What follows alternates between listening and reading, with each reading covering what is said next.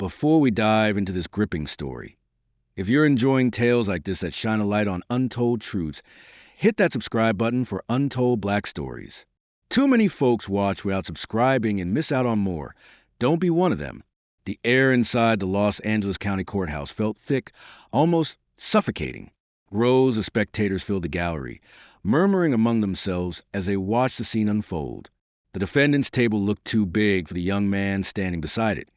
Hands in his pockets, chin lifted just enough to show he wasn't afraid. Jalen Dawson, 19, accused of grand theft auto and resisting arrest.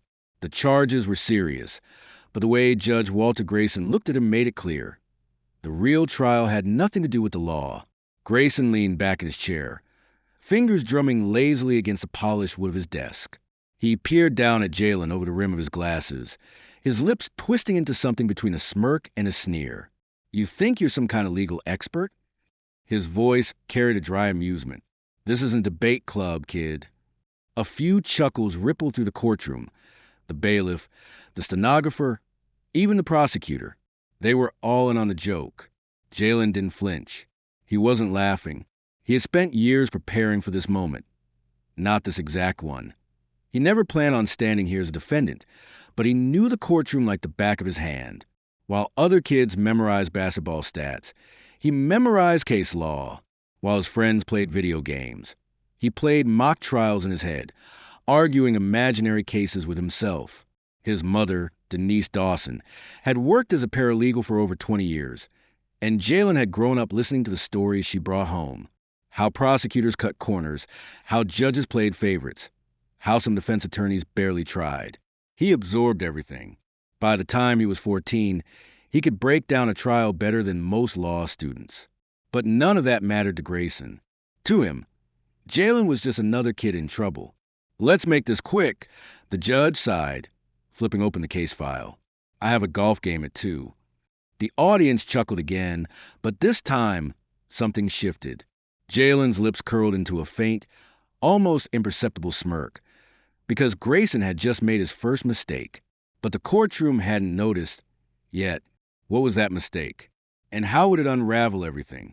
The prosecutor, Mitchell Carrington, rose from his seat with the air of a man who had already won.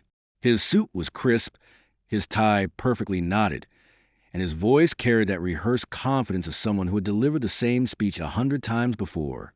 "Your Honor, the state will prove beyond a shadow of a doubt that the defendant, Jalen Dawson, was caught red-handed in a stolen vehicle, a 2022 Audi A6 reported missing just hours before his arrest. Officers pursued him through downtown, where he allegedly attempted to flee before being apprehended. His fingerprints were found on the steering wheel. The prosecution submits that the evidence speaks for itself." The words landed with weight. The crowd in the gallery shifted, whispering among themselves. On the surface, it sounded damning. A stolen car, a chase running. Judge Grayson glanced at Jalen over the rim of his glasses, then turned back to Carrington. "Go on." The prosecutor walked toward the jury box, his polished shoes clicking against the floor. "The defense may try to convince you that this was all a misunderstanding, that Mr. Dawson is some unfortunate victim of circumstance."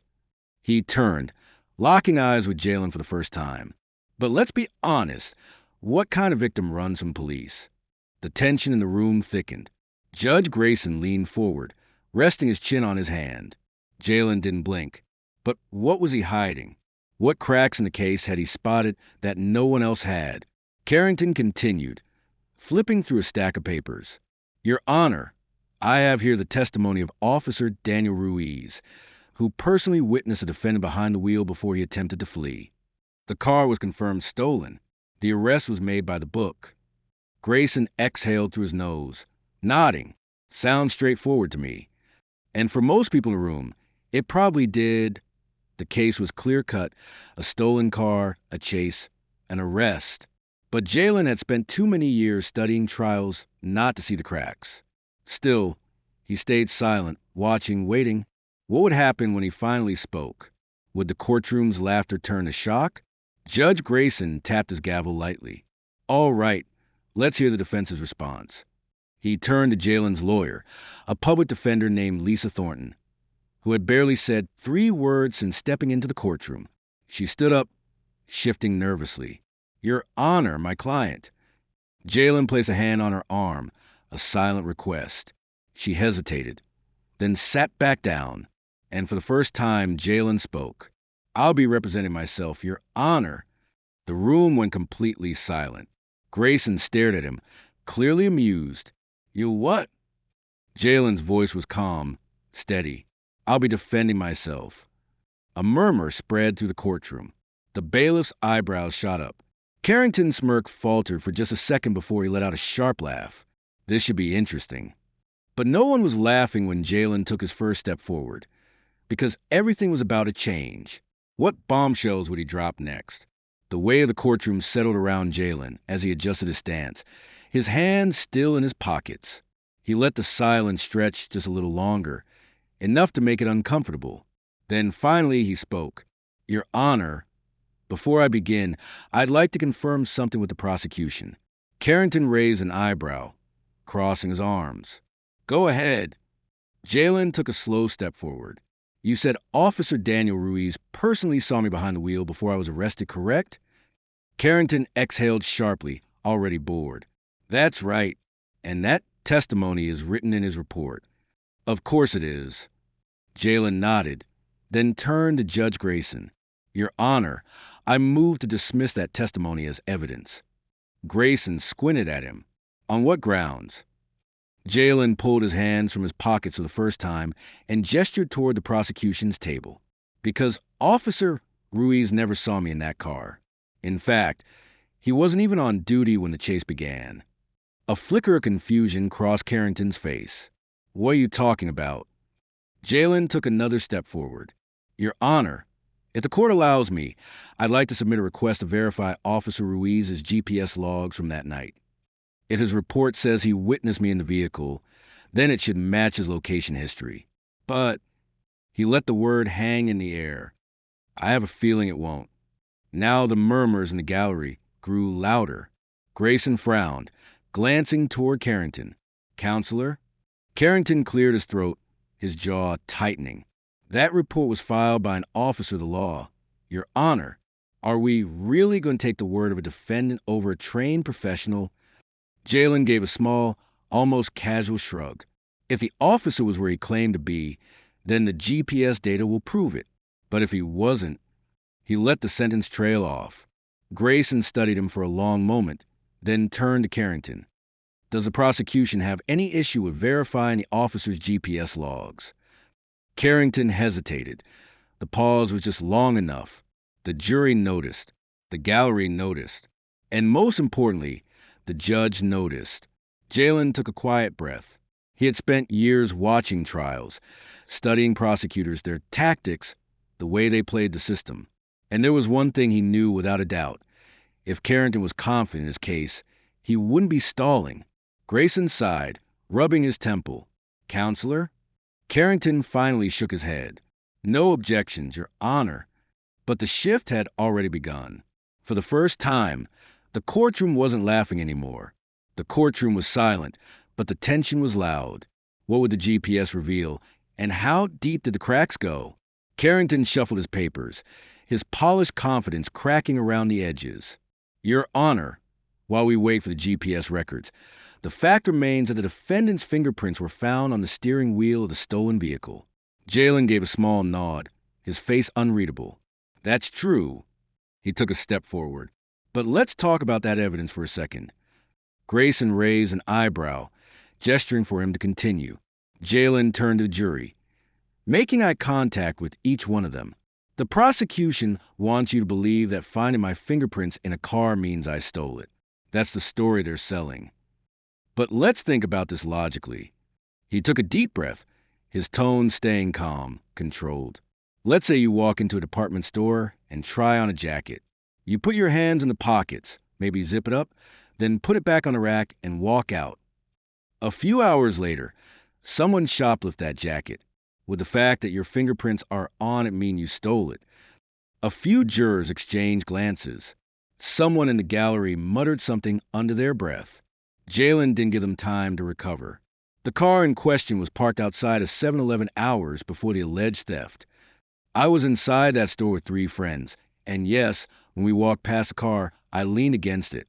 I even opened the door because it was already unlocked. I didn't think much of it. Didn't take the car, didn't drive it, didn't steal anything from inside. Just a dumb moment of curiosity.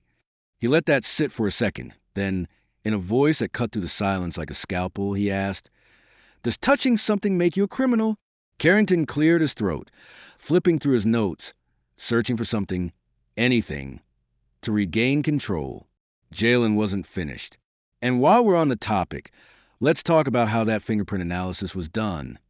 He turned to Grayson.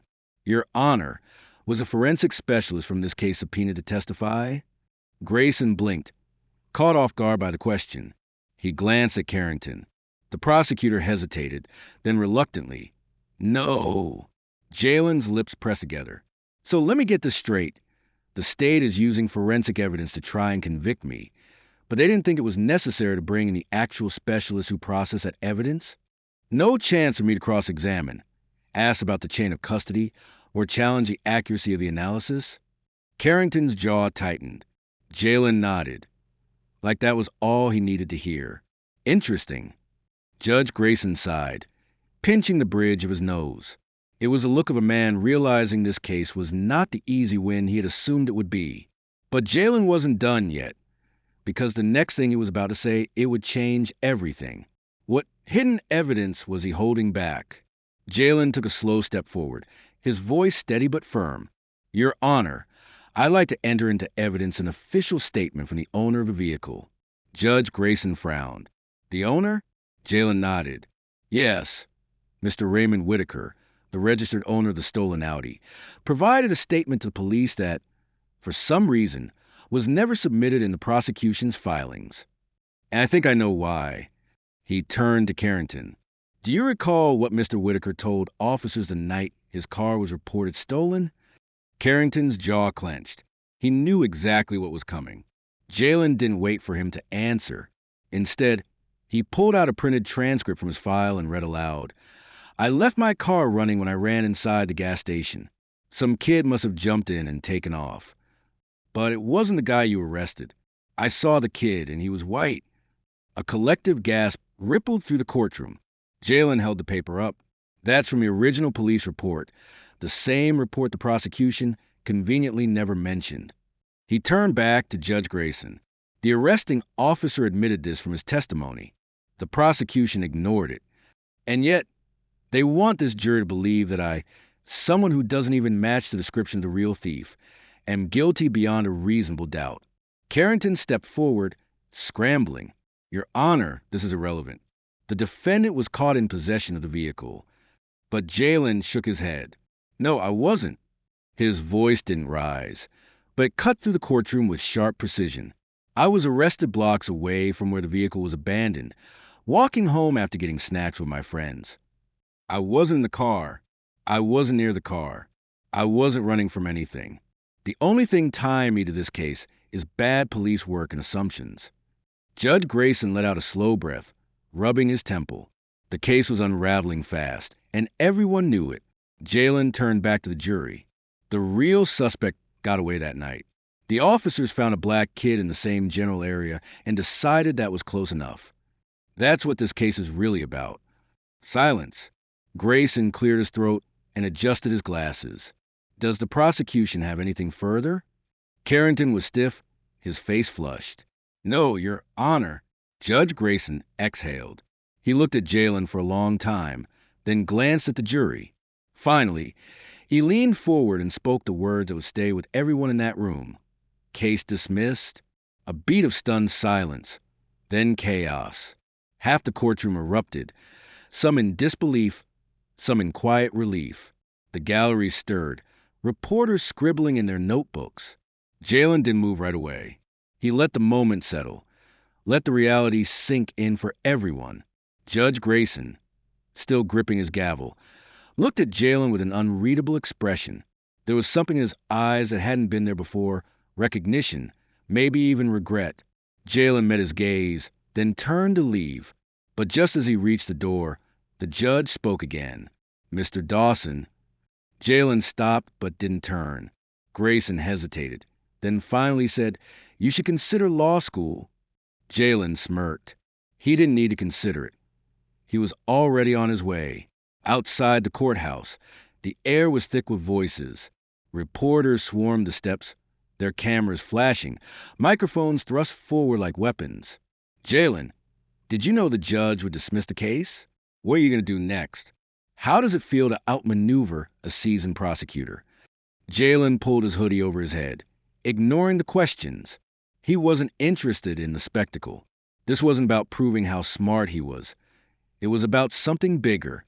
His mother, Denise, was waiting for him at the bottom of the steps. Her arms were crossed, her face unreadable. For a long moment, she just looked at him. Then, finally, she shook her head and let out a breath. "Boy, you scare me half to death."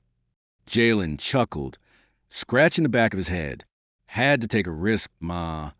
She stared at him a second longer, then pulled him into a tight hug. "You always were the stubborn one." The cameras kept flashing, but Jalen wasn't paying attention to them anymore. Across the street, standing by his car, Judge Grayson watched. His posture was different now. The arrogance was gone. His expression wasn't amused anymore. It was something else, something closer to reflection. He hadn't expected this case to be anything more than routine. Just another day, another defendant, another guilty plea. But now, he knew he'd remember this one. Because Jalen had done something most people never could. He made the system look at itself, and for once, it blinked first. Here's the lesson we should learn. How many other cases had gone this way? How many people have been convicted not because of evidence, but because of bias, shortcuts, and a system that cared more about closing cases and finding the truth? Jalen had the knowledge to fight back. But what about the ones who didn't? This wasn't just about one case. It was about all of them. He knew what he had to do next. This courtroom wouldn't be the last one he stood in, but next time, he wouldn't be the defendant. He'd be the attorney. And when that day came, he wouldn't be the only one. If the story made you think, even for a second, then share it. The justice system is built on laws, but it's run by people, and people can change, but only if we make them. Hit that like button, subscribe for more stories that matter, and let's keep the conversation going, because next time, it might not be Jalen, it might be someone you know. If this story gripped you from start to finish, smash that like button and subscribe to Untold Black Stories for more untold truths that challenge the system. Your support keeps these narratives alive. Don't miss out.